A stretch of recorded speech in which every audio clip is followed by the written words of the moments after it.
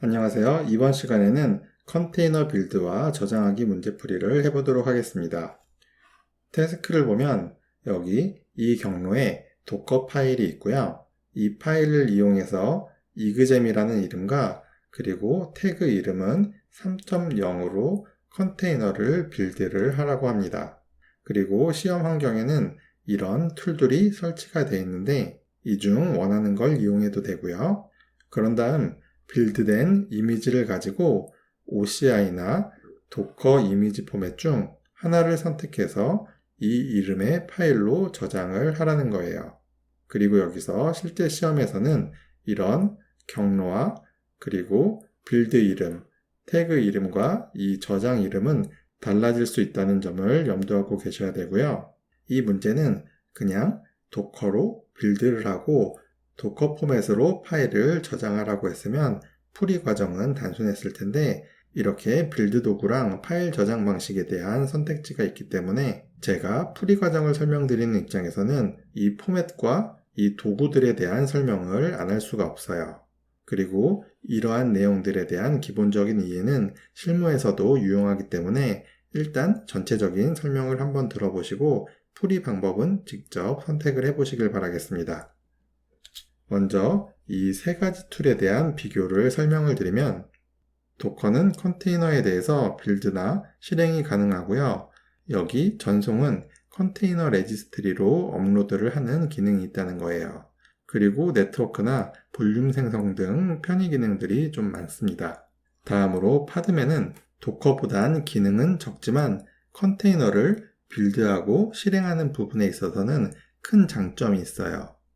바로 이러한 차이가 있기 때문인데 먼저 항상 실행 중이어야 되는 도커와는 달리 파드맨은 컨테이너 빌드나 실행에 대해서는 사용할 때만 실행이 되는 데몬리스 툴입니다. 그리고 이렇게 데몬리스냐 데몬이냐에 따라서 구조적으로 발생하는 차이가 있는데 도커는 실행 중인 엔진이 죽으면 이 도커를 통해 실행된 컨테이너가 모두 죽는다는 거예요. 그리고 여러 컨테이너를 동시에 빌드를 시키면 하나의 도커 엔진에서 모두 처리를 해야 되기 때문에 병목 현상이 생길 수밖에 없습니다. 반면 파드맨은 파드맨으로 생성된 컨테이너는 파드맨과 상관이 없이 독립적으로 실행이 돼요. 그리고 파드맨에 대한 명령어를 사용함에 있어서 이 실행도 독립적이기 때문에 CPU나 메모리 자원만 충분하다면 여러 컨테이너를 동시에 빌드를 해야 될 때 병목 현상이 발생하지는 않게 됩니다. 두 번째로 도커는 기본적으로 루트 권한으로 설치가 돼서 도커 실행이 필요한 유저한테 권한을 줘야 사용자도 도커를 사용할 수 있는 방식이고요. 파드맨은 사용자 권한으로 파드맨을 설치를 하고 사용할 수가 있는 방식이거든요. 물론 컨테이너 실행이나 빌드에 대해서 아무나 사용을 못하게 하려면 이 도커 방식도 좋은데 통상 실무에서는 루트 모드로 뭘 실행을 하는 걸 금지하는 경우가 많아요. 그런 점에서 루트리스 모드로 사용을 할 수 있다는 점은 유리하다고 볼 수가 있고요. 그래서 CI/CD 서버에는 컨테이너 빌드용으로 도커 대신 파드맨을 사용하는 경우가 많은데 이 실행에 있어서는 그래도 도커의 편의 기능이 너무 좋기 때문에 파드맨으로 대체되기는 어렵습니다. 그리고 스코페어는 컨테이너 전송과 포맷 변환을 해주는 기능만 있는 툴이에요. 그럼 이 정도로 이 세 가지 툴에 대한 기본 설명을 드린 거고 이제부터 이 툴들을 사용해서 어떻게 문제를 풀 수 있는지 보겠습니다. 먼저 도커 빌드 명령어로 -t는 이런 이름과 태그를 줘서 컨테이너를 빌드를 하겠다는 거고요. 뒤에 이 빌드는 도커 파일이 있는 이 폴더 이름입니다. 그리고 시험에서는 사용자 권한이기 때문에 도커를 실행하려면 이렇게 sudo 명령을 줘야 되는 거고요. 그래서 이 명령을 실행을 한 다음에 도커 이미지스 명령을 실행을 하면 이렇게 도커 레파지토리에 빌드된 리스트가 조회가 돼요. 그래서 이 상태에서 여기 도커 세이브 명령으로 빌드된 컨테이너 이름과 태그를 준 다음에 -5 옵션 뒤에 여기 문제에서 제시해준 저장할 폴더 이름과 파일명을 주면 이렇게 파일이 만들어져요. 그래서 이렇게 하면 문제 내용의 도커를 이용해서 도커 포맷으로 문제를 잘 푼 거라 여기 이 두 명령어만 잘 외워두시면 되고요. 이제부터 추가적인 설명을 드리면 여기 이 파일은 도커 포맷이지 OCI 포맷은 아니거든요. OCI 포맷은 컨테이너 표준으로 정의된 포맷인데 도커 포맷이 OCI 포맷과 호환이 되기 때문에 다른 런타임들도 도커로 만든 컨테이너를 사용할 수가 있지만 여기 이 명령으로 만들어진 이 파일은 도커 자체적으로 정의된 도커 포맷입니다. 그래서 이 상태에서 OCI 포맷으로 바꾸려면 여기 스코피오에 포맷 변환 기능이 필요하고요. 그래서 여기 이런 명령을 이용해서 OCI 포맷으로 바꿀 수가 있어요. 근데 이 명령어가 좀 복잡하긴 하죠. 그리고 도커에도 이런 명령어가 있거든요.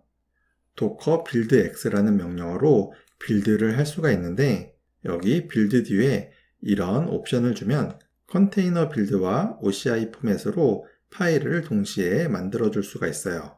이 도커 빌드 X 명령은 새로운 버전의 도커 명령이고요. 앞으로 도커는 이 명령어만 사용이 되거든요. 그래서 사실 이렇게 명령어를 날려도 내부적으로 이 도커 빌드를 도커 빌드 X 빌드로 바꿔서 실행이 됩니다. 그래서 이 명령어 한 줄만 외워두면 컨테이너 빌드와 OCI 포맷으로 파일을 만들 수가 있는 거고요. 다음으로 파드맨을 사용해서 문제를 푸는 법도 설명을 드릴게요. 여기 보시면 도커 명령이랑 사용 방법은 비슷합니다. 여기 앞에 도커 대신 파드맨이라는 명령만 붙이면 되고요. 그리고 파드맨은 사용자 권한으로 실행이 되기 때문에 앞에 sudo 명령을 붙이지 않아도 돼요. 그리고 save 명령도 비슷한데 여기까지만 실행을 하면 도커 이미지 포맷으로 파일이 저장이 되고요. 그리고 이렇게 뒤에 포맷을 정할 수 있는 옵션이 있는 거예요. 그래서 OCI 포맷으로 파일을 만들려면 이 명령을 쓰는 게 더 간단하죠? 그럼 이렇게 파드맨으로 문제풀이를 하는 방법을 설명을 드렸고 이 문제에 대해서는 어떻게 문제를 풀지에 대한 선택권이 많은데 그냥 도커가 익숙하시고 이렇게 어떤 포맷을 만들지에 대한 선택권이 있다면 그냥 도커를 사용을 하시고요. 근데 만약 도커 포맷으로 만들라는 말이 없고 OCI 포맷으로만 만들라고 한다면 여기 이 부분에 대한 명령어는 외우기가 좀 힘드니까 그냥 파드맨을 사용하는 게 좋습니다. 그리고 저도 이 방법을 사용해서 문제풀이를 해보도록 할게요. 먼저 전 문제 구축에 대한 스크립트를 실행한 상태고요. 그래서 이 폴더에 들어가 보면 여기 이렇게 도커 빌드 파일이 있고 그리고 이 파일들은 이 도커 파일에서 사용이 되는 파일들이라서 신경을 쓸 필요는 없습니다. 그럼 이제 파드맨을 사용해서 빌드를 할 거고요. 파드맨 빌드 그리고 -t 옵션을 준 다음에 시험 문제에서 제시해준 빌드 이름과 태그 이름을 잘 확인을 하고요. 그리고 도커 파일이 있는 이 폴더를 뒤에 넣어주시면 됩니다. 그래서 실행을 하면 이렇게 빌드가 진행이 되고 다 됐으면 파드맨 이미지스를 해서 조회를 해볼게요. 그럼 이렇게 빌드가 잘 됐고요. 다음으로 파드맨 세이브를 하고 빌드 이름이랑 태그를 넣습니다. 그런 다음 -5 옵션을 준 다음에 여기 파일로 저장할 패스를 복사를 하고요. 여기서 엔터를 누르면 도커 포맷으로 저장이 되는 거예요. 근데 여기서 -h를 눌러서 헬프를 조회를 해보면 여기 이렇게 포맷에 대한 옵션이 있고요. 그리고 이렇게 주면 OCI 포맷으로 변환이 돼요. 그래서 여기서 포맷을 준 다음에 OCI 아카이브를 주고요. 엔터를 누르면 여기에 생성된 이 파일은 OCI 포맷으로 만들어진 파일이 됩니다. 그래서 여기까지 하면 시험 문제를 잘 푼 거고요. 마지막으로 수업 노트에 있는 리소스 정리 스크립트도 잘 실행을 해주시면 돼요. 그리고 문제풀이 링크에 도커를 이용하는 명령도 올려놨으니까 참고를 하시고요. 이만 컨테이너 빌드와 저장하기 문제풀이를 마치도록 하겠습니다. 감사합니다.